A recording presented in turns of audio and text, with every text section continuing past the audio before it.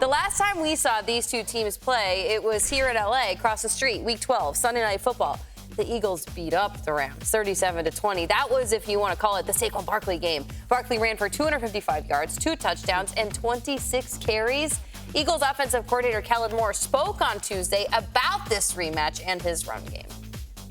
Certainly, Saquon had a great day out there. Long time between those two games. A bunch of other games. They're playing as well as any defense in the league right now, and they're playing really confidently. And so, obviously, they'll stress us in a lot of different ways. There'll be challenges associated with our run game based off of them having that film and the film that they put out the last month and a half, which has been really, really impressive. So it'll be a challenge. All right, so Kellen Moore might be a name that you hear in the coaching circles as teams are making hires, but he's focused on this right here, planning against an LA Rams defense that looked awesome on Monday night against the Minnesota Vikings. It's Rams, it's Eagles. This time it's happening Sunday in Philadelphia, 3 p.m. Eastern on NBC.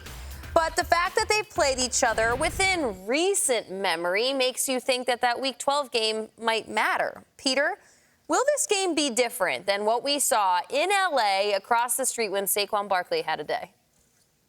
Saquon Barkley went for 300 yards from scrimmage, and I think he just scored another touchdown from that Week 12 game. I do. I think he just scored again. Incredible. It was unbelievable what he did, and I was in the building. It was one of those days where I was there on Sunday and then came to Good Morning Football on Monday morning.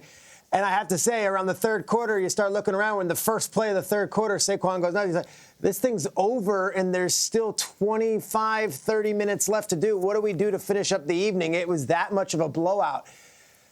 And yet the Rams look like they are different than they were then. That's not my concern. It's not so much that Saquon's going to be doing backwards jumps over them. My concern is that the Rams just gave out every piece of emotional energy you possibly could have on a Monday night, and in 72 hours shipped everybody to Arizona. They recreated that field to make it feel like SoFi. Their fans showed up, and they got the win.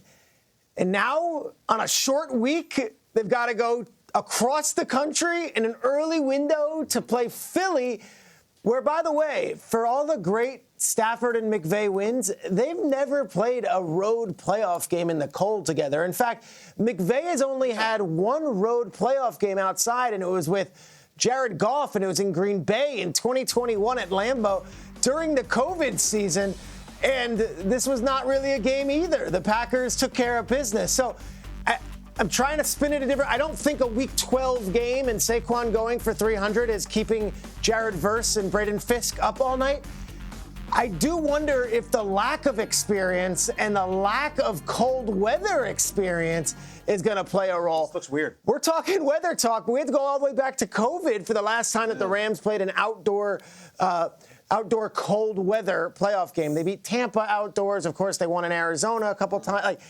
I don't know. I look at this as it's a totally different setup than Week 12. They're not at home, and they're coming off that emotional victory, and then they got to go outside into those elements. I can't stress it enough. I don't think there's a more hostile place, and you saw some of the videos, than Philadelphia to go play a road playoff game. And it's true.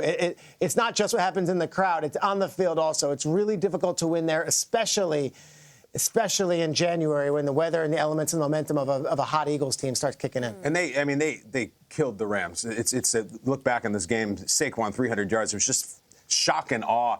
I don't like that they had that game already. Like, they already gave the butt whooping. It's like they landed their best punch. They handed that to McVay. They said, this is what we do our best.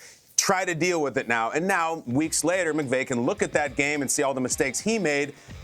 You want to go against this pass rush? Because we can talk about Week 12. This was a couple days ago. This is the Rams team now. And also, I think the Eagles were just playing better as a team back then. Understand, when they beat the Rams, the week prior, they had just taken care of Jaden Daniels. They'd beaten the Commanders. The next week, they beat Baltimore. Like, they were on fire that time. That was like they were maybe the best team in the league. Now, I'll speak for the Eagles fans. I think that they wanted Sam Darnold. I think that they wanted the Vikings. I think that you don't want that. You don't want McVay and Stafford and Verse and those young pass rushers. I think this is a big loss. Added to which, you want to look back in that Eagles-Rams game? I did. You know who by far was the best Eagles defensive player that day? I bet you can guess. It was Nakobe Dean. He led the Eagles in tackles for a loss, sack, quarterback. He was a monster, absolute monster. He's gone now. He will not be playing in this game. It absolutely sucks, but he's gone. Also, before we're starting the show, I'm getting into some Eagles media, Peter, and I'm reading some. Did they lose to the Packers? I know. I think they lost because N'Kobe's hurt. And Jalen is just like kind of gone. We don't know what's going on with him. The Jalen Hurts discourse is hot. Like hot in Philadelphia right now. Like, there are questions of, is he concussed still? Yes. What the heck was that? Why can't? I mean, they won by 12 points, I think. You would have thought they lost by 30 the way that people are reacting to that Eagles win.